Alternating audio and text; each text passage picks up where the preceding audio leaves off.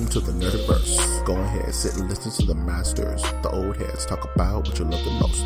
Video games, comics, movies, and everything you need to maintain.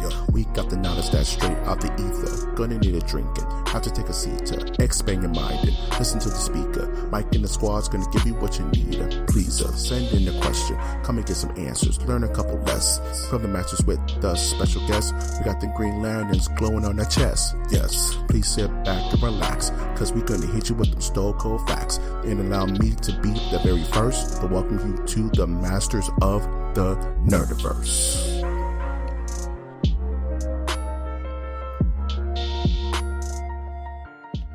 Welcome to Masters of the Nerdiverse, where we always have such sights to show you.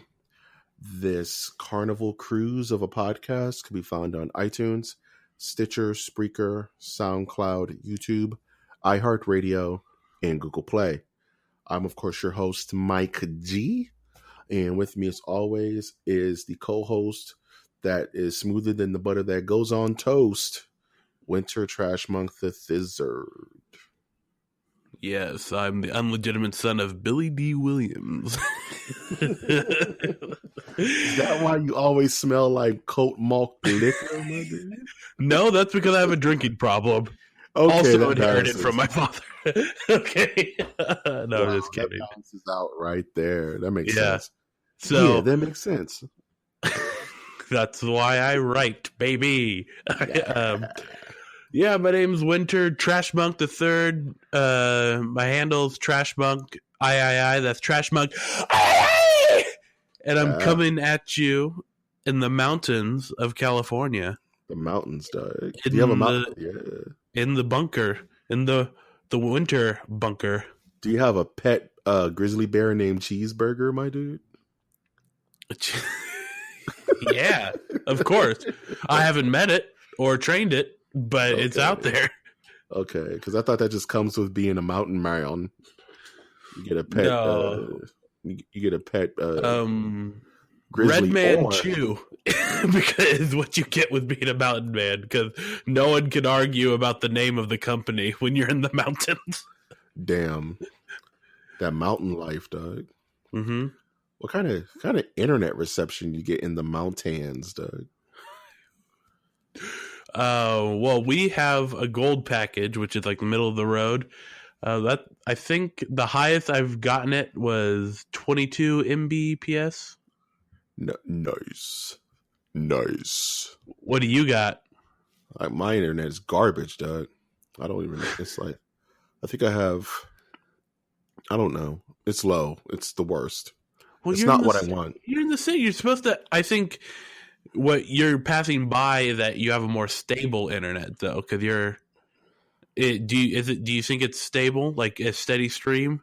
Yeah. I rarely have it, like completely die on me. That just doesn't happen.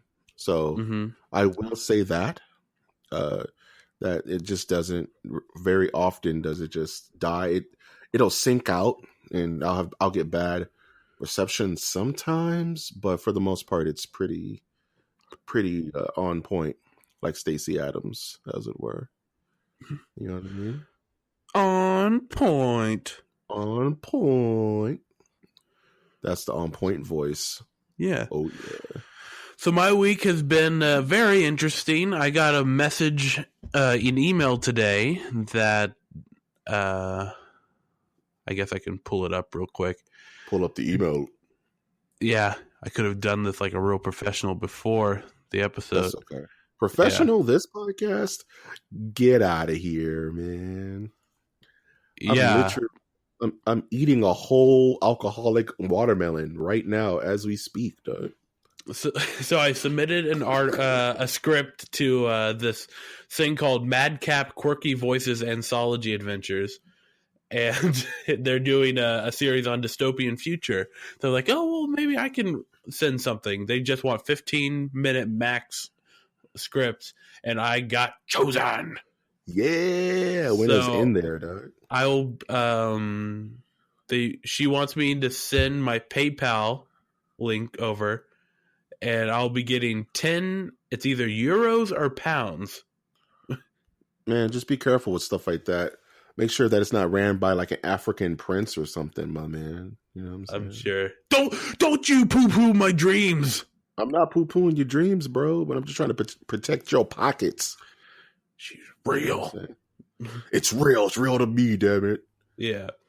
I'm happy for you, bro. You are talented. You have the tools and you have the talent. It's Miller time. Miller time. Yeah, man. Right on. We're gonna pop open a Colt 45 and just die from the malt liquorness. You know what I'm saying? A Colt 45 and 2 zigzags. Baby, Damn, that's all baby. we need. I hate that song. And I hate that it's in my mind. I swear, when I get married eventually, I'm going to have a malt liquor cake, dog. I'm not going to tell anybody. They're just going to bite into it and have to deal. That's one of the grossest things I've heard. Okay, how was your week? My week was constructing the malt liquor cake, dog. Learning the science behind it. My week wasn't as eventful as that. I pretty much just did a lot of drawing. The podcast has kind of taken most of my creative energy, I would say, because I used to be really big into drawing, like comics and still life and all types of crazy stuff. But this past week, I did a lot of drawing, like just digital artwork, a lot of traditional pencil on paper drawing, and just had a blast kind of getting back in touch with that part of my brain, just so I don't lose it, right? So now, is this connected with the you-know-what? What? Yes, it is. Actually, Okay. So it is connected with the you know what, and because I overthink everything, I had to do everything at least 5 times, so to make sure that it's right. Dang it!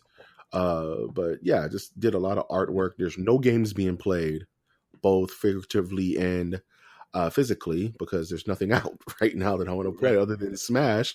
That I don't own a Switch, so I cannot play that at the moment. So. So I watch a lot of horror movies. I watched Night of the Demons, Curse 2, The Bite. I watched a trauma film called Sergeant. What was it? Sergeant Peppers. No, that's Lonely Hearts Club Band. The Lonely Hearts Club Band. I was watching. It was Sergeant. It was like Sergeant Kabuki something. Sergeant Kenneman or something like that. And just watch a lot of real weird, goofy stuff like Castle Freak. You know what I mean? And yeah. Just getting in touch with my inner horror nerd this week. So I didn't absorb any new content that I wish I could talk about. It's just a lot of old school stuff and tapping into parts of my brain that have been kind of low key turned off for the last year. You know what I mean? Absolutely. Nothing fun. Just watching a lot of people play Smash. And being super jelly because that game looks awesome, you know. But that's the future. We'll play Smash later, you know. Can you stream Nintendo games without them just killing you? Without Mario just busting through your windshield and destroying your setup? I don't know. You're in dangerous territory, Letty. Yeah, you're in the undiscovered country. Yeah. What was that? That was like a Scrooge McDuck you had going on right there. I like it. I need more of it in my bloodstreams. Yeah. Speaking of more, it's kind of good we had short weeks because we have a metric ton of news this week. So what I want to do is something we've done before in the podcast when we have just a ton of stuff we would love to talk about but just don't have enough time. I would like to do what they call a lightning round. So what I plan to do, Winta, is to say the topic. You give me a yay, so we can talk about it for a moment, or a nay, and we'll just pass it up. And each one of us gets one veto. Okay. So if I say yay, and of course you say nay, I can veto it, but I only get that one time. You know what I'm saying? So and vice versa. Yes. So you watch me yay, and you watch me nay. This is why you're around, my man. I couldn't have thought of that. Because you're not dumb. No. Now let's whip this. You don't have like what PTSD people have to do, where they have to like link things together with like rhymes to remember things. Just to remember things. Yeah, I'm not there yet. Yeah, I don't want to get into the Peter David waters. So shout out to the victims who have PTSD. Yeah, straight up. Yeah, we don't want to go into that territory, but let's whip this podcast into shape. Yeah, trying to jump on my bandwagon there, but all right. Yeah, you're gonna get on that bandwagon now or never. So there's a bunch of stupid stuff I want to talk about, but it's not just about me. It's about us, right? As masters of thy nerdiverse. So let's go into the first. There's two halves of this news cycle. There's the standard news that came out around before and after what happened this week was the Game Awards, which is going to be one whole segment to itself, and we'll talk about that in the same yay or nay fashion. So let's start with the first photo from the upcoming Sonic the Hedgehog film. Have you seen this picture? Yes. And let's talk about it. Let's talk about it, man, because I have some strong feelings about something that's so simple, but it gets everything wrong right off the bat. Right. It's interesting. The names are interesting attached to this project. And then the style, the storyline is very interesting. And then also the artistic design of the main character is bizarre in the sense of it's like, why does he need muscular legs is the big question. Because he got to go fast, though. Right, but it seems to be like this is what happens when you don't have the people working on Detective Pokemon doing this. Yeah. You just have like the people who are like, I like that style, but I've never made a movie before. And it's very fitting that this is someone's directorial debut, I believe. Yeah, it's the guy who directed Need for Speed with Jesse Pinkman in it. I'm pretty sure I read somewhere that this is someone's start. I stand corrected. I'm gonna look that up, but you should talk about it. Yeah, man. So what I will say is that the Uncanny Valley is a very hard thing to kind of master. Yeah, and as we just saw with something like Detective Pikachu, where for some people it still looks horrific. Some people just don't like it. And some people like me, and I think like you, are really interested to see where they take that. With Pikachu, these almost cartoonish looking characters that are given flesh in a weird way and fur. Jeff Fowler, by the way, is the director.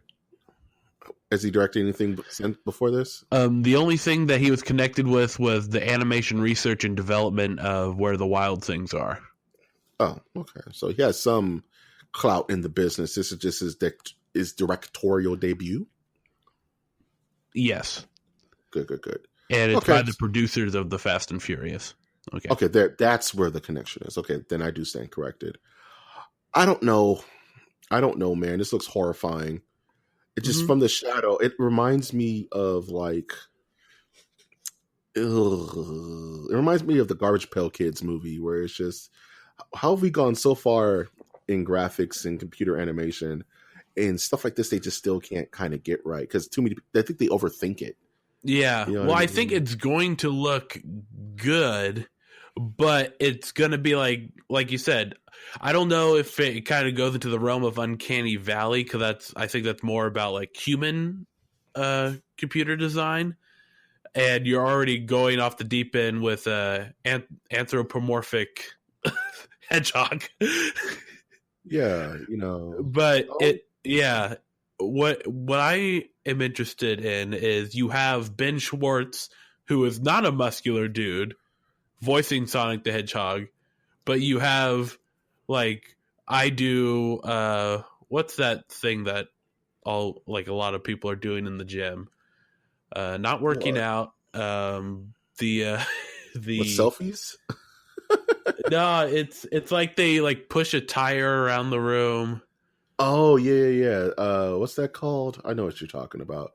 It's like Tough Mudders. Those guys. 4Cross or CrossFit. CrossFit, yeah. 4Cross. Yeah. CrossFit. There you go. Man.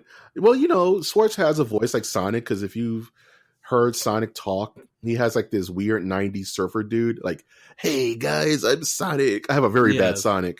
But he has like this real high pitched kind of, I love chili dogs, and that's no good, So I can see Schwartzman. You want to do a little bit more of that because they might hire you for the sequel. Jeez, I'll take their money, though. Don't get it twisted. You hear Mike G? Yeah, it's $90 million budget, by the way. Pardon my French. That's ridiculous, dude. Yeah. Oh, Sega has the money, though. It's their flagship character. So is it Sega or is it the people that own Sega? Well, right. Yeah. Now, do you think this will be better or worse than Super Mario Brothers way back like in 1990? Oh, it's gonna be better. It's gonna be better. Yeah, there's no like debate over. I don't think there is any debate about that. Just for what it's. Yikes. I mean, the cast is already gonna be better. I can't say that. It's just gonna be weird, dude. Yeah, Bob Hoskins is pretty good, but Bob Hoskins is next level, dude. Okay, yay or nay? Netflix debut the teaser trailer for the Jared Way comic book, The Umbrella Academy. No, teenagers scare the living shit out of me, so I'm gonna go nay. Like every day. I was making that was a deep cut joke for Jared Way fans, but see, I'm a nerd, but I'm not a Jared Way nerd. Yeah, it's just you didn't have an emo phase. It sounds like, so you didn't listen to My Chemical Romance. No, I listened to AFI. But you know what? We'll carry on. We will carry on. We will carry on. Okay, yay or nay? James Gunn's new superhero horror film, Brightburn, new trailer drops. I'm interested. I'm interested, but it's like that Twilight Zone. It's like the Twilight Zone episode with the kid with the cornfield. You know what I'm saying? I can't remember the name. Yeah, I mean, where it's like I don't necessarily know if we needed it. We ultra don't. I mean, superhero horror. It's like it's fine as long as it's interesting. I don't care. It looks interesting. It's Superman, but told kind of like the other half of like, what if this kid was just born bad? You know what I mean? Like, but he has the powers of Superman. Who's actually going to stop this little punk? No one, dude. Right. It's over. The world's over, dude. So I'm curious to see where that goes, and I may have to put a little bit of my hard-earned cash into that. So, moving on. Yay or nay? Netflix orders a new Ghost in the Shell anime. Nay. Unfortunately, I think there's going to be a lot of other people covering Ghost in the Shell anime. The question I'm having is why now? And I'll also say nay. Yeah, because Netflix has a bad habit of just grabbing stuff. Kind of like they're kind of like that one family member at Thanksgiving that takes like 5 or 6 plates of food when everybody else is taking like 1, maybe 2 max. It's like, you don't need all that, man. You know what I'm saying? You don't need all that. Put it back. Put this random anime that nobody cares about back. Well, I mean, I care about it. I think Ghost in the Shell is good, and I think anybody who doesn't think that it has helped, let me clarify. I'm not saying Ghost in the Shell is bad. Right. People care about Ghost in the Shell as a intellectual property. Yeah. I love Ghost in the Shell. But do I need a brand new Ghost in the Shell anime created by Netflix? Not right now. No. Not right now. I don't know. Particularly when you've already made announcements for Cowboy Bebop, all this other stuff. Too much. Ghost in the Shell should have its own, like, next year, please.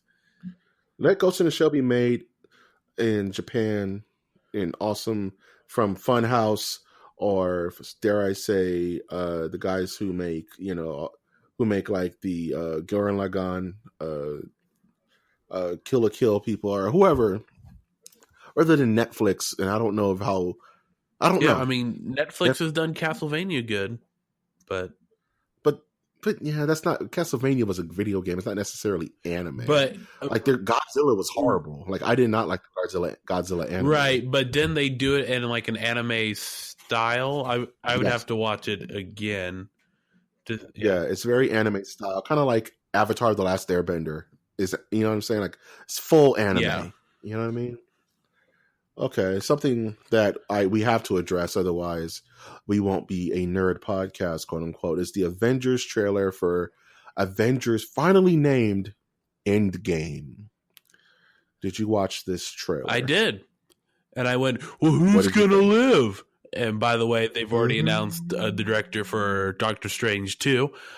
So we know he's making it. Yeah. Right?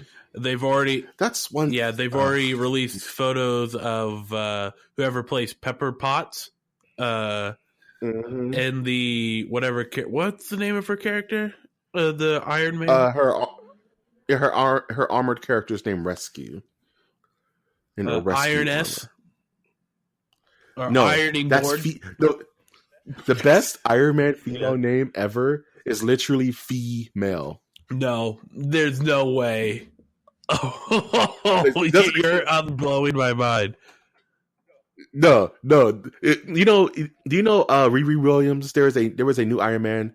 There was a new Iron Man kind of lineage where there was this young African American girl who built herself a Iron Man armor from scratch. So Tony Stark took her under her wing. Oh my god! She became Ironheart.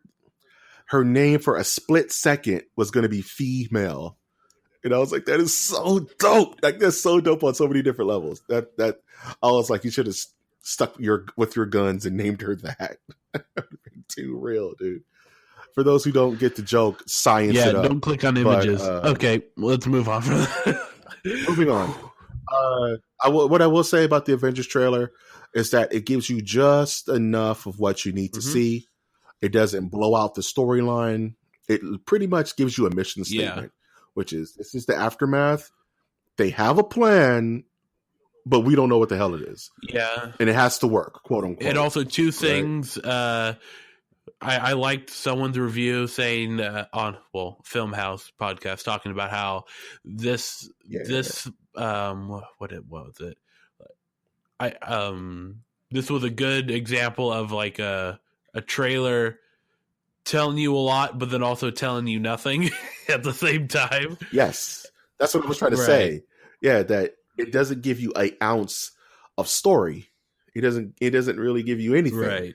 It just gives you some familiar faces, and pretty much like we don't know if it's been 5 months, 5 days, 5 years, but we know that the heroes have been trying to figure this out for whatever extended period of time, and with this movie being, I'm hearing 3+ hours long, this could be like the first 45 minutes of the film and not even really touch the main core story of it. You know what I mean? So I'm excited. Yeah. I'm what is it? They pushed the release date to earlier. They normally release it around May or around that time. Yeah, it wasn't going to be May, but now it's going to be April. And I'm wondering why they did that. Well, I think they want Captain Marvel to be as fresh in people's heads as possible because Captain Marvel comes out in March. Yeah. And I think Spider-Man Far From Home comes out like in May. So it's like March, April, May, Captain Marvel, Endgame, and then Far From Home. So, like they want this all to feel like one story. It'd be curious if someone could like... what's the ratio of Marvel movies coming out each year? 2 to 3. Yeah, that's very. That's a lot. That's a lot. I love this stuff, but that's a lot. Yeah, I'm not gonna lie, but I'm not complaining because I love Marvel stuff, as you'll hear later in this podcast. Speaking of trailers, yay or nay? The new Godzilla King of the Monsters trailer dropped. We don't have to talk about it, but I like Godzilla. So new stuff is always good for me. Yeah. Let's leave it at that. There's not a lot to talk about. So it's an awesome trailer. It reminds me of King of the Monsters, as the immortal Stan Lee would say, "Nuff said." Right. There was one thing on the docket, but I'm choosing not to talk about it in lieu of time, because there's still a lot of Game Awards stuff to talk about. Now, something that Winter brought to me that I'm sure he's like biting at the teeth. Oh, what to about talk Kevin Hart? Okay, if you want to talk about it, yes. You were just going to talk about how Kevin Hart steps. I was going to skip it because I was just how dare you? If you want to talk about it, we could talk about it. Okay. The America's sweetheart, Kevin Hart, steps down as being from being the host of this upcoming Oscars because of some homophobic tweets he did about 5 years ago, 6 years ago, and it's kind of, I don't know, because Kevin Hart has a lot of stuff around him. Like he's had multiple affairs that are public affairs with his spouse, which is all his business, mind you. He's not breaking any laws, mind you. But it just, the only reason I put it on this docket is because it's becoming I'm calling it being gunned down. And this is a reference. A lot of people can be gunned down, and this is a reference to James Gunn, where if you have any kind of negative, anything negative ever that has been documented to print ever, that you're responsible for it for the rest of your life. You know what I'm saying? And no matter how much you've changed or rehabilitated or no longer think that way or grown up or what have you, that you have to carry that with you, because there's somebody that can bring it up and cause a big uproar and cost you your livelihood, can cost you money, can cost you your reputation. And I just felt a kind of certain way about that. I don't know. Yeah, I enjoy how I typed in Oscar host and it has say Nick Cannon stepping up for Kevin Hart. Jesus. Nick Cannon, he doesn't need you. Okay, moving on. Moving on to the story. I think it's very interesting. I'm trying to find out what he actually said in the tweet to see what it was. You're definitely right to connect it to James Gunn, but I think you can go a step farther where the Oscar, this is just another nail in the coffin. Other people have already said it. Nail in the coffin that the Oscars aren't really about the art. It hasn't been about the art in a very, very, very, very, very. I don't think it's ever been about the art, man. Right. Well, I think there is a time, and I guess if I'm going to say there is a time, that it must still have some connection to that of like people voting on these movies. But I think the question is, what are they voting on is something important to consider. It's very, like, what's coming into my mind is like the blatant disregard to the Dark Knight.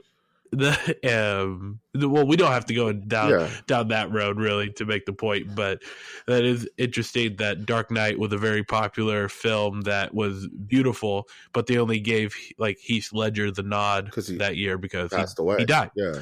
Yes, which proves my theory that if you die before your movie comes out, you're going to get an award. Good example, Amy Winehouse. Next. Yeah, what I'll just say on this is I really didn't want it. Yeah, not very nerd-ersy, but I think it's gonna surprise you how much nerdy this is, because this is also connected to I know I'm not I every time I say connected I feel like I sound like Alex Jones every time. It's also connected to the Illuminati taking over our jobs. MK Ultra. Yeah, but it's just bizarre, and I think nerds probably don't worry about the Academy Awards too much because we have years of being not recognized in the awards. Yeah. Guillermo is the man because he's one of us. Guillermo del Toro is one of us. He's just the biggest nerd as any of us, and he won Best Picture. You know what I'm saying? Right. And you can just make a compilation of every time the Academy Award was applying horrible people and then go, okay, I feel better now. And, it's like... Standing ovation, Roman Polanski. I Chihuahua, man. I don't want to talk about Roman Polanski today. Okay. Standing ovation for Kevin Spacey. Okay, that's better than talk about the lesser of two evils, dog. Moving on. Awarding Harvey Weinstein. Okay, let's go. Right. Let's go. Needless to say, I think Kevin Hart deserves better than the rub he got. Yeah. Because I mean, I don't know. I'll leave it at that. I feel the guy said what he said, and it is what it is. Like I'm not gonna defend that, but does he have to carry that for the rest of his life? I don't think that's a tad bit fair. Even though he's not really exhibited that kind of behavior in recent years, but who am I to say? Who am I to judge? I'm not on the Academy now, aren't I? Speaking of things that are probably going to blow up, so our boy Soulja Boy released his own game console. Do you want to talk about this, man? Yeah, so Soulja Boy is an entertainer, we'll say, a rapper and eccentric entrepreneur. Was a rapper. He's now trying to market himself as a Shark Tank. Hold the shark, hold the tank. Mm-hmm. You can go to a website that he owns, and he's selling like Soulja Boy watch, Soulja Boy headphones, Soulja Boy tablet. Now he's selling Soulja Boy console, Soulja console, and then Soulja console handheld. You'll look at these things. They're obviously one of them's obviously it's a case of an Xbox that's been with a PlayStation type looking controller, and you can get this and as well as the handheld device on Alibaba, whatever the site's called, for $70, and he likes to charge an extra 40 or extra 140 in some cases. Yeah. On these consoles, you'll get what is always should be a red sign to everybody: 3,000 games. In the industry, we would call such a machine an emulator. And now, mind you, emulation, right? But you should notice that emulators do not cut. Most of the emulators that you can buy. No, I can't say that now because it's not true. It's just there. There's a lot of red flags that should like worry your legal mind. For instance, there's Soulja Boy advertising this, and he also has pictures of Mario running around in his advertisements. Mm-hmm. Yep. Nintendo doesn't have a history of being upset when people use Mario, right? They don't have people needing to request the use of Mario's image, right? Ever. Right? They're real chill with that, right? Yes. If you didn't catch that, we're being sarcastic. We're being facetious and we're being sarcastic. Yes. Here's the thing. And like, I recently jailbroke my PSP a while back, and I emulated the mess out of it. You know why? Because it's a dead system, and I'm not trying to sell it at mass market. Right. That's for me. That's literally for me. That's my little fun box. But this guy is selling them at a markup, mind you, because emulators are not that expensive. Mario games, Sega games, PlayStation games. And and he has no permissions to sell any of it. Yeah, and they're not even good. They're bad emulators. They're not even the good ones. Not using not using any of the good emulation systems that are out there now. They're all crappy, but because it says Soulja Boy on it. Well, it doesn't even say Soulja Boy on it. That's another thing where he doesn't have a name on I don't see his name anywhere on the actual device. That's smart. Yeah, the only difference between this and what you can get from the Chinese market is the case, which is white. And he apparently made $250,000 within 24 hours of putting these on his store. No. That's what he said. That's what he said. That's what he said? Okay, well. That's what he said. He's a traitor and part of the Rebel Alliance, and he must be destroyed. Take him away. And on that note, we'll move on to the next story. I want to use my veto so hard just to get under your skin for this one. Okay. You better. I will veto your veto, and we'll just be screwed for the rest of the episode. But I won't. I'm actually curious about this. Monster Hunter World has announced 2 big additions. And you know how much I love this game, don't you, podcast listeners? Uh-huh. So they announced as the lesser update is that we're getting a The Witcher collaboration announcement. Do you know how much I love the Witcher 3, podcast listeners? So you're going to be able to dress your hunter as Geralt of Rivia, Jerry by the River, as Maximilian would say, and have a full-on kind of mini campaign where you fight monsters as Jerry by the River with new armor sets and new weapons, and pretty much just a fun, new, free-to-play Monster Hunter World experience, which this game is amazing at. Right. There's so much content that they put into this game that's absolutely free. I've gotten to play as Dante, Ryu, Aloy from Horizon Zero Dawn, Sakura from Street Fighter, and it's all for free. Now I'm going to be able to play as Geralt of Rivia, one of my favorite games of all time, mixing with another one of my favorite games of all time. I can't. It's too good. So I'm already happy for that. And on top of that, next year, they're going to be giving us a huge new expansion called Iceborne, where it's going to offer new ranks. So for those who are into Monster Hunter, there's possibility of G rank, which is something a lot of people have been wanting. New monsters, new landscapes, new armors, new weapons, new everything. And it's going to be this huge new quote unquote expansion that they're going to be building for this game. And I don't care how much it costs. I'm picking it up. I'm going to have a ball with it. I cannot wait. Your thoughts, Winter? Monster Hunter is a game. I hate it. I'm sorry. I just don't know much about Monster Hunter. I tried to play it once, and it just wasn't my cup of tea. I'd rather play the multiple card games. I almost downloaded Yu-Gi-Oh! Yesterday. Oh, you're not the king of games, Doug. No one can be the king of games. It's masters of the nerdiverse. True. Now I do have to ask you a republic. Oh, we're going to talk about Republicans later in this episode. What? Yes, in a funny way. Now I would have to ask you. Funny gonna happen. There's nothing funny going to come out of that. I had no jokes. Would you allow an ancient Egyptian pharaoh to take over your body to become the king of games, Doug? Would you allow this possession? No, I don't think so. But you're the best. You could share your body with the Ramses, Doug. Yeah. We are the mummies, dude. Yeah, but it has never worked out for anyone to do that.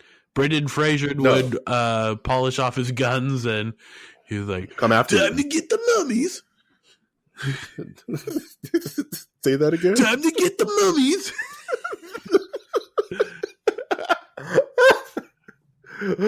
Why do I imagine him surfing on that stupid sandstorm that's in the first one?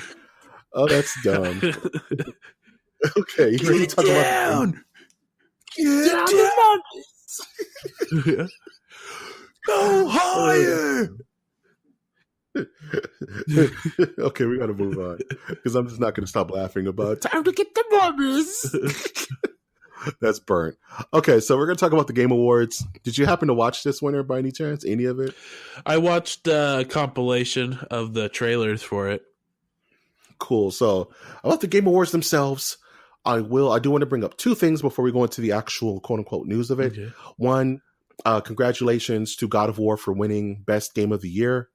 When that game came out, there's podcast titles about God of War, so you know how much I loved it. But I'm just happy that Red Dead Redemption just didn't steamroll the entire dang show. So big ups to God of War for winning that, and also big ups to Echo Fox's Sonic Fox for winning Esports Player of the Year and probably having one of the most insane, heartfelt speeches I've heard at an award show in quite some time. Did you have a chance to listen to that, Winter? I watched the first 5 minutes of it actually, and I was not 5 minutes, probably like 30 seconds to a minute of it. And it's just like it kind of creeped me out, the mask. So it's kind of cringy. Yeah. It's a little cringy, but the kid comes from the kid comes from a good place. And pretty much one thing he said which goes back to what we talked about earlier, is that he said, "Well, I'm black, I'm gay, I'm a furry," which is pretty much everything that Republicans hate. But I'm also the best fighting game. I'm almost the best esports player in the entire world for this year.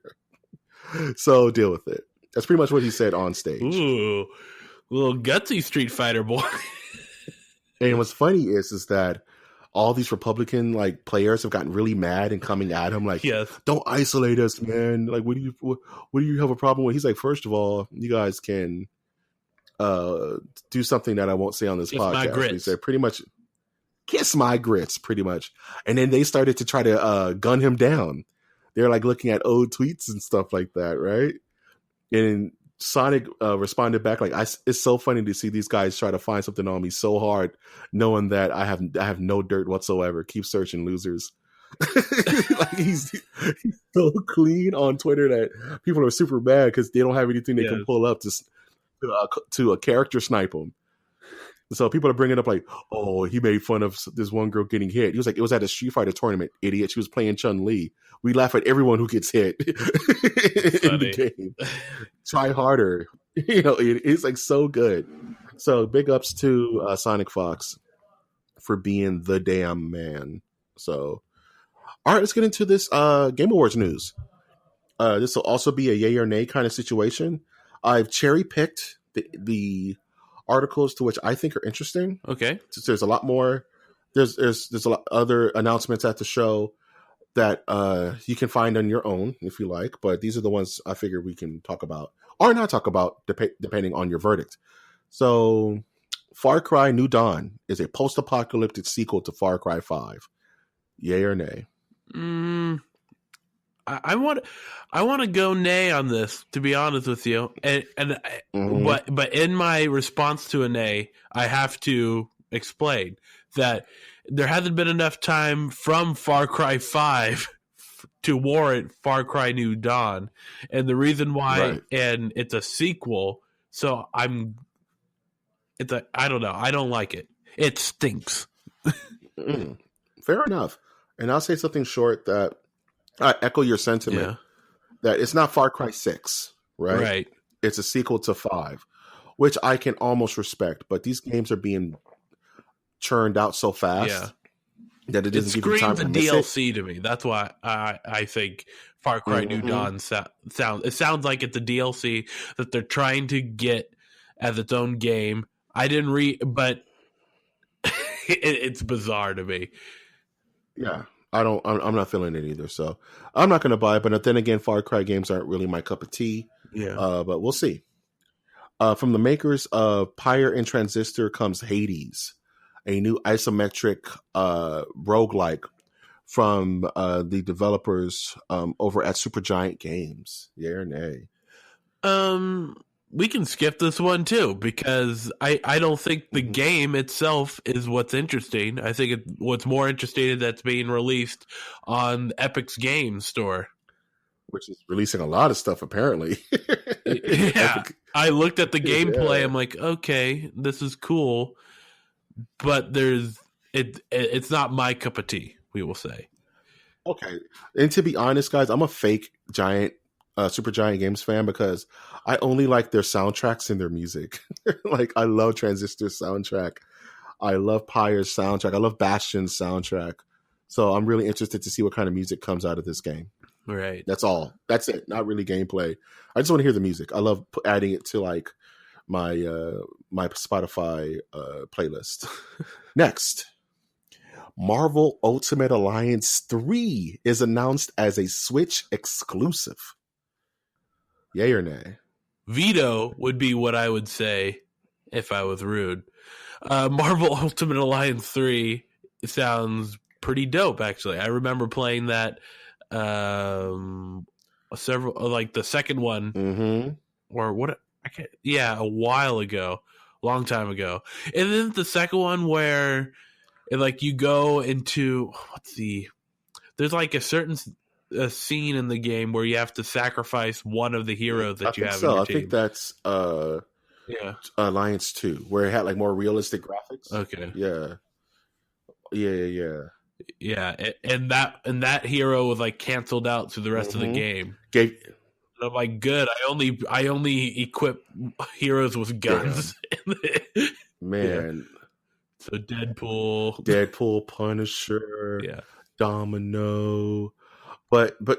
no, I've been playing these games and I am obsessed. I was obsessed because they haven't made one of these in a very long time. I was obsessed with Right. X-Men Legends 2, Marvel Ultimate Alliance 1, of course, Marvel Ultimate Alliance 2.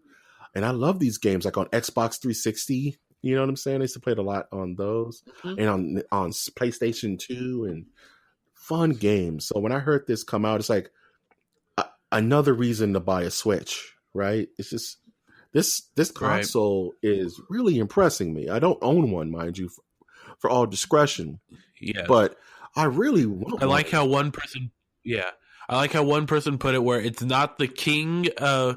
It's not reigning supreme over the home console war, but it's definitely reigning supreme on the mobile Yeah, console it's the war. coolest. Because no other mobile console could then. Well, never mind. I was gonna say can hook up to the TV, which is not entirely true, but Yeah. it's cool. It's exciting to see a Switch. Because what I was afraid of was Nintendo.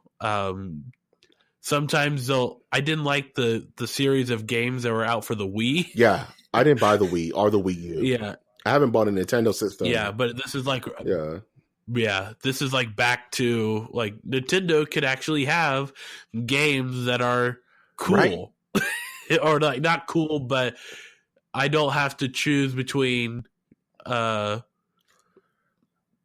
Yeah, I'm just backtracking here. Like, yeah, No worries. I'll pick it up, man. Nintendo doesn't have to have games that just cater so hard to the family environment. You know what I mean? It all doesn't have to be Mario Party. That's what I'm Nintendo's they got Skyrim. Switch got Skyrim. They're getting Doom. They're getting Dark Souls. You know what I'm saying? So this is reminding me more and more of like the Super Nintendo. You know what I mean? Like, because the GameCube started to go in that direction of family fun games, but you still had like Soul Calibur, right? You know what I mean, and like games like that. But like, I really want to Switch because I don't even consider Switch as a contender for the PlayStation and the Xbox because it's something completely different. You know what I'm saying? It's on a different wavelength than those beastly systems. Like you said, this is the mobile killer. Like this is, I just want to play Smash and Legend of Zelda and Mario Odyssey and now Marvel Ultimate Alliance 3. Right. You know what I mean? Mario Kart. Like it's just a whole different wavelength of fun. And now that like Marvel Ultimate Alliance 3 is coming to the Switch, like I have to get one because I have to play these old games that I used to love. And it's also multiplayer. So you can play with other people, like around, that's really cool. Like we can jump in and out of your campaign. I just hope the Fantastic Four are in it. I'll leave it at that. Next, Obsidian, makers of the original Fallout and Fallout New Vegas, premiered The Other Worlds, which is their sci-fi answer, quote unquote, to the Fallout series. Yes. Yay or nay? Yeah, we can talk about it a little bit. I mean, I'm interested. I like the idea of a game that is like Fallout. I love Fallout. I think it's one of the better franchises that I can say that I'm a fan of. I can't say that for all the franchises that I like. The problem that I have with this, because a lot of people are going, "Oh, they're kicking Fallout while they're down." It's like, well, to me, that kind of sounds like they're trying to jump on the the woes of this like Fallout 76 is doing bad. We need to quickly jump the market to put our game out there so that we can be the competitor. And that does not sound that. I mean, it sounds weird. That makes that's a red flag that would be in the back of my mind. There's no way to prove that it's not that. Yeah, like that's the thing. Like, I think that's a little unfair because it's not like they haven't been producing that CG trailer for months. right. You know what I mean? Like, they just didn't cook up something. It just wasn't a logo that they just threw up there. You know what I mean? Just to kind of kick Bethesda. Yeah, but then that goes into they worked on it for months, but there's been several times where people have worked on stuff and they've waited for another time. I mean, I could see them like I think what would be more charitable would be like they've already have the game partially done. They have the game mostly done. They're working on this CGI. Because I need to see the trailer again. But can I? Yeah, and that's the thing. It's just like I think this was going to be at the Game Awards on this night, no matter how well 76 did or not. You know what I mean? Because this is a smaller studio. This isn't backed by Microsoft or Sony or Nintendo. Is it Obsidian owned by these two guys? Microsoft now? It is Obsidian, isn't it? It is Microsoft, so I take that back. But that being said, I still feel that the rise or fall of 76 really had nothing to do with this game, because I'm hearing that they actually even have gameplay out there somewhere. Like you can watch like 10 minutes of gameplay for this thing. So is it opportunistic? Maybe a little bit. You know what I'm saying? Because who would have suspected or who would have guessed that 76 would have burned so hard that it did? You know what I mean? It still continues to burn that trash fire. But I wouldn't say Outer Worlds is a direct response to that. I think Outer Worlds was going to exist either now or at E3 of 2019. We're going to see this game eventually, of course. Right. But the Game Awards is a good place for guys like this, where it's small little kind of pseudo indie developer, even though it is now recently owned by Microsoft, to kind of show off their game, because they didn't really show off the game; they just kind of showed off their trailer. But I think it's unfair to them to kind of lump them in with the nonsense that's going on at Bethesda. Yeah, I don't know if it's necessarily lumping in. It's just telling people, which is tough to do in the video game news world, to go, let's reel it in for a second. Let's wait till the game comes out, and let's not fall into the same trap that got Fallout to where it was before, which is if this game comes out with a pre-order, don't pre-order it. Just let it chill. Yeah, wait, just wait. Like, don't buy it in beta. Have a tendency. Don't buy it in beta. Let it breathe. Yes. And that's kind of my motto with Bethesda games going forward.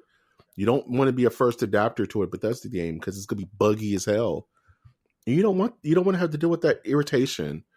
No. So I'm very excited for this game. Please send all your hate mail to Trashpunk III, and I leave room. I leave room to be corrected and room for me to be wrong, which I am constantly. No, man, I don't think you're wrong. It's an opinion, my man. Opinions can be wrong. You're not my mother.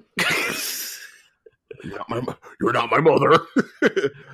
Oh man, you never saw this coming. Apparently, Persona 5's Joker is going to be the next. Is going to be the first in the DLC for Smash Brothers Ultimate, which blew my ever loving mind. Yay or nay? I went yay. I remember going like, "Oh, I know that guy," and then my roommate was like, "I don't know him," and it's like that's pretty close to to probably the majority of the audience. I would go.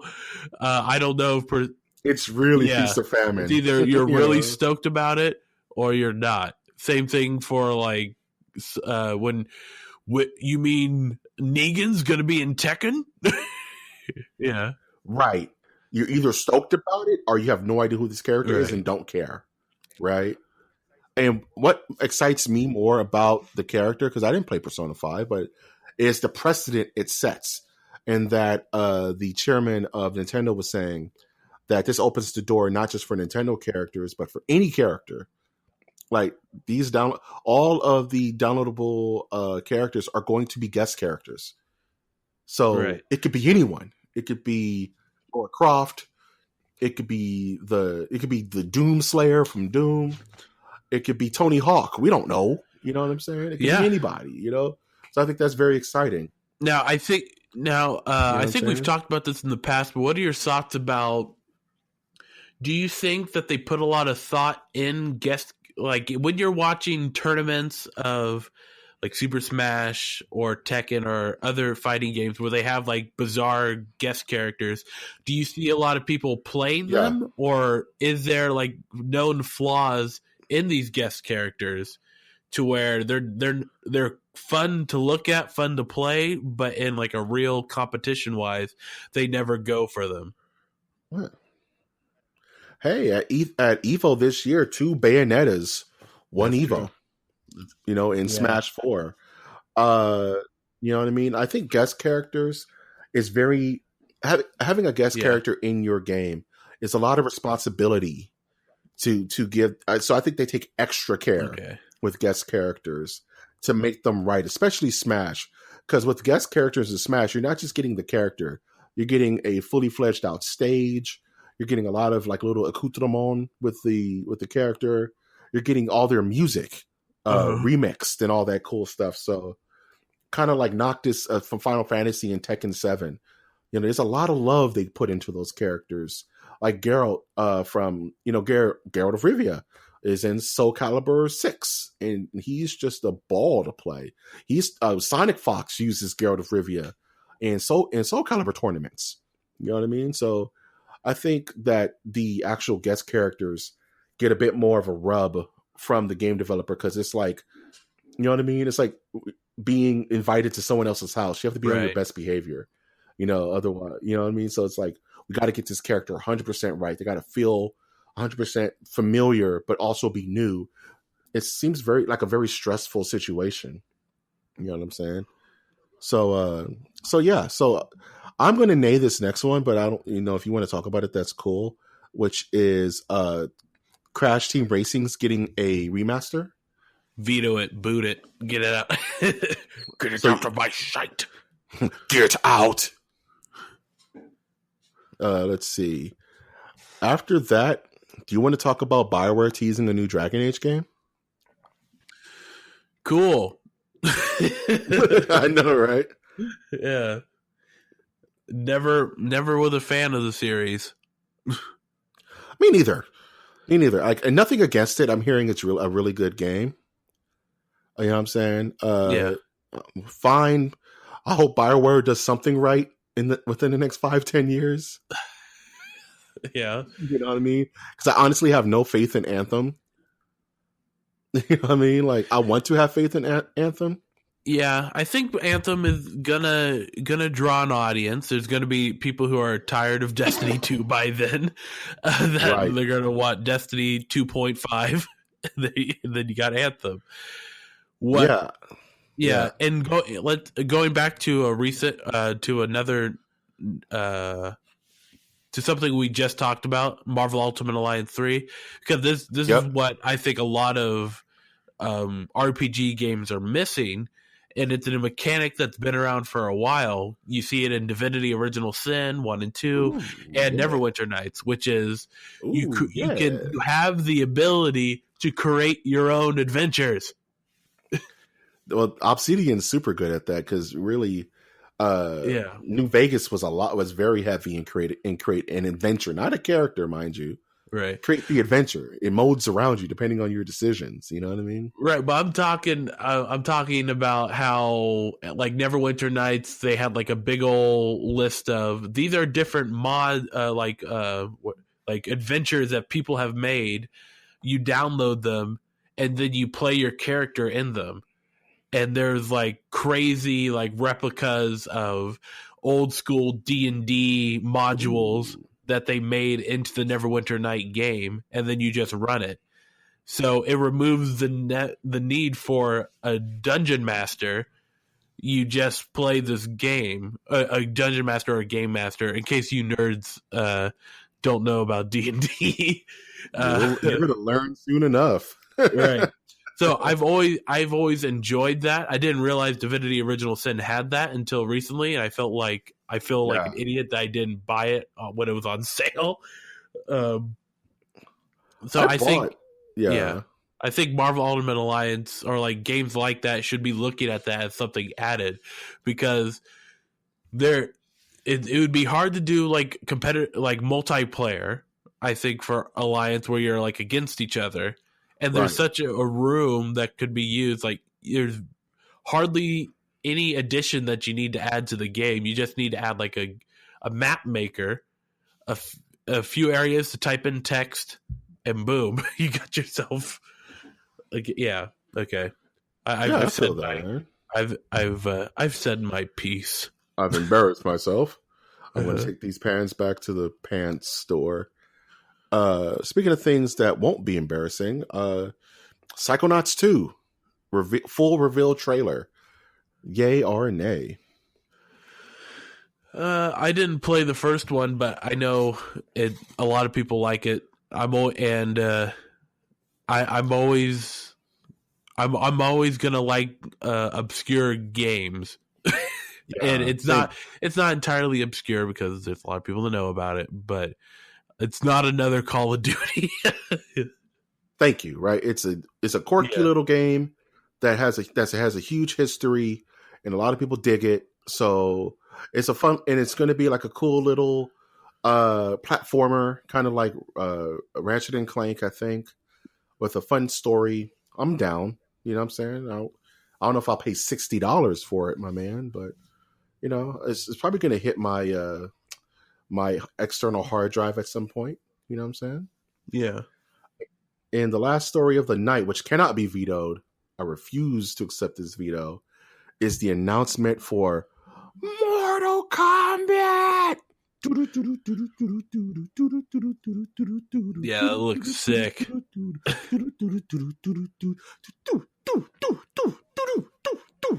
When was the release date for that again?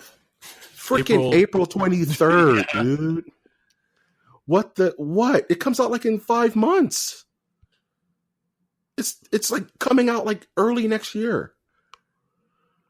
That's insane. Like you announce it might as well be like out today. You know, like the game looks great. Ed Boon, of course, is a troll. I love me some fighting games, as you guys. It's well documented, and I can't be more ecstatic that we finally got a trailer for the next game from NetherRealm Studios, Mortal Kombat 11, that apparently has to do with time travel. So they're going to bring back all the fighters from all over the history as a celebration. Did you figure out the song that they were playing in the trailer? It was some song it's called Immortal by 21 Savage. 21. Oh, and people like whined about it. I should have thought about that. Yep. It's Immortal by 21 Savage. And everyone was like, what's this hip hop stuff? This is garbage, dude. Right. Why don't you? And it's like, people forget that he played Wiz Khalifa for MKX. Like, they have a thing for that. I don't know. Yeah. I don't care. You know? I would have loved it if they just went like full Hambone on it and just gave like 21 Savage, make us a Mortal Kombat rap. He's like, Mortal Kombat. Mortal Kombat. Mortal Kombat. Mortal Kombat. 21 Kombat. You know. 21. Yeah. 21 Kombat. But the game looks like to have it's going, and there was some recent links. So just so you guys know, Shao Kahn is going to be a playable character for the first time in Mortal Kombat history.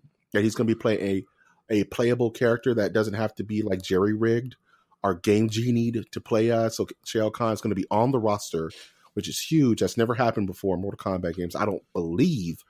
It's going to have a custom move system and a custom gear system, kind of like Injustice 2, but not so married to the actual pieces. I think it's going to be mix and match. It's going to be a lot of style points in that. Like I mentioned earlier, it's going to take place in the past, present, future, a lot of time travel, which hopefully, the quick fingers crossed, we can get back some dead characters. Right. Like Smoke and like Jade and like Scarlet and all the warriors, man. Even the bad Mortal Kombat 4 characters like Movado, you know what I mean? and Mocap. You know what I mean? Hopefully we get Mocap back. And who do you think they're gonna pull from for like a special guest appearance? I'm hearing buzz around the campfires that they're gonna bring Spawn. What? A lot of buzz around the campfire. They're gonna bring the Spawn's gonna be a playable character in Mortal Kombat X. That's like fully it's kind of nutty, right? Yeah. I wonder what his backstory's gonna be for. And apparently he's gonna be like in the story.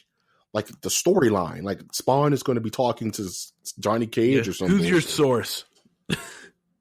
I'm hearing words. Are you just talking to the homeless people on the street again? I do that anyway because I'm a man of the people. Yeah, but are you just talking to the people behind Taco Bell again? Yes, because I get my free cold chalupas, dog. The only way you get a cold chalupa in this city is pull them from the trash can. Cold chalupa game. But Todd McFarlane, the creator of Spawn, has been really rubbing up to Ed Boon, the creator of Mortal Kombat, for many months now, for many years now. He's like, put Spawn in the game. Come on. It's all bloody and stuff. Put my boy in there. Come on. And Ed Boon just giggles and runs away like a schoolgirl, just not accepting it. But I'm hearing because typical Hollywood. He's so tsundere. Yeah. And he runs into the smoke. And Scorpion says, "Get over here!" And he throws Tom McFarlane into the back of a cop car. But I'm hearing whispers that it's going to be Spawn is definitely going to be on the roster for Mortal Kombat 11. But given kind of like the create a character feel that it's going to have, I am extremely excited, dude. I can't stop thinking about it. Actually. It's in April, man. Like Devil May Cry is coming out in March, and then the next month, March is Devil May Cry and Captain Marvel.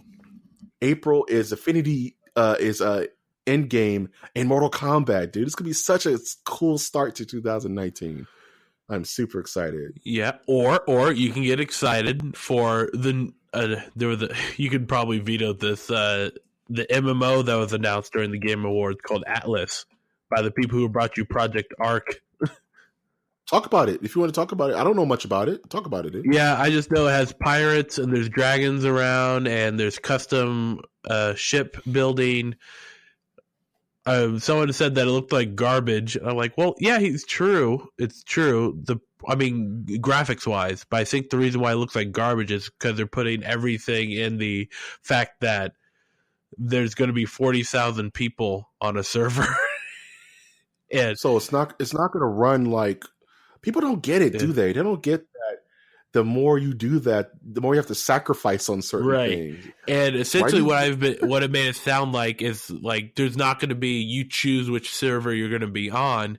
It's like there's a big old map and everybody's on it. Everybody.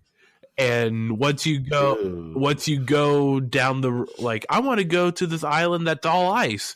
While you're on that ship, you're actually going to the Iceland server or something like that. That's how this Verge article explained it to me. And interesting. Yeah, where everyone's going to be on the same server, sort of thing. That sounds like a hot mess, my man. Yeah. Like if they could pull it off, you know what I'm saying? Yeah. More power to them. There's no way that's going to actually happen.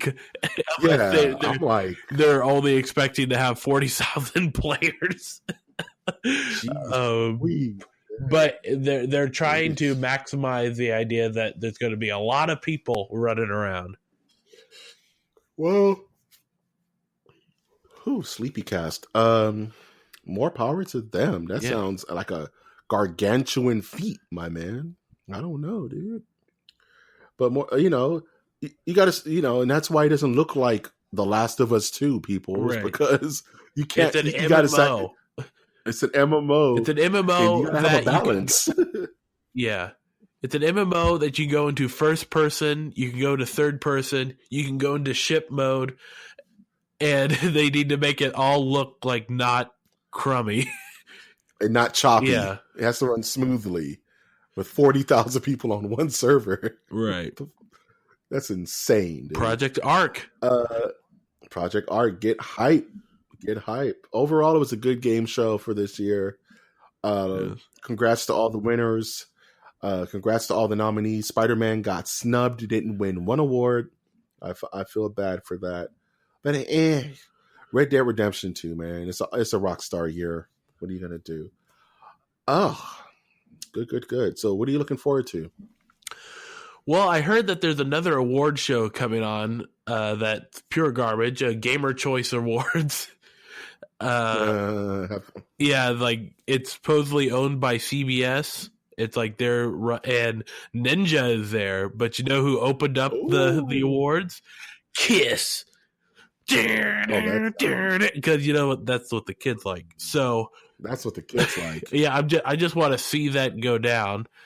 I have this documentary that I want to finish on Super Punch Out to watch. Cool. Yeah. Yeah. I'm editing the second story for a project that we're working on. Wink, wink. Yeah, wink, wink. And also going to talk to this lady about where can I get my $10 from a story. Give me my $10. Yeah. I need to buy me some saxophone. Yeah. And then she tells me, juice. well, I need you to send me $50 so that I can send you this money back. Yeah. And then you disappear. Yeah. You unplug your Ethernet cable. Like Winter said, I also am going to be doing a lot more drawing for said project we're working on. Wink, wink. And wink, wink. And I'm also going to be doing a lot of thinking and writing and calculating for another project we're working on. Calculon. For another project that we're working on coming at the beginning of the year. Wink, wink. So I got to put a lot of thought into that. Nothing coming out. It's the end of the year. No games, no movies. So it's just a lot of preparing for next year. It's really what I'm excited about. It's getting all of our ducks in order to give you another solid year of trashy nerd anime fighting game esports nonsense that you've come to love from our podcast. Do you have any passing thoughts, Winter, before we close this bad boy out?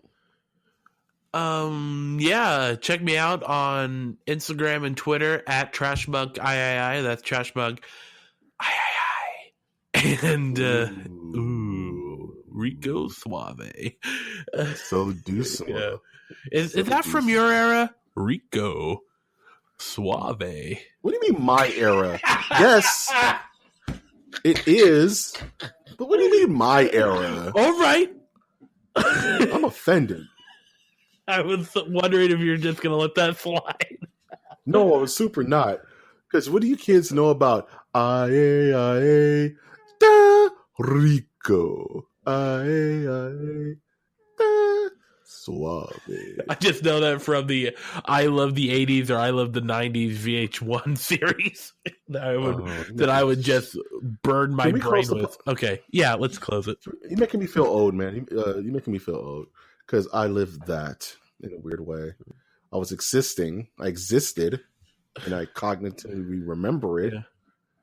If you cognitively remember to give us money, you can actually do so at our Patreon, which is at mastersofthenerdiversecast.com, which is our official website, The More You Know, where you can pledge as little as $1 a month to help make this podcast go like the little engine that could.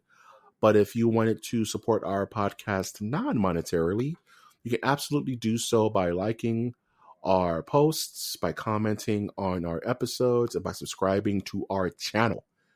I've, of course, been your host, Mike G. And I've been your other host, Trash Monk the Third. And we will always ask you to take that one step beyond.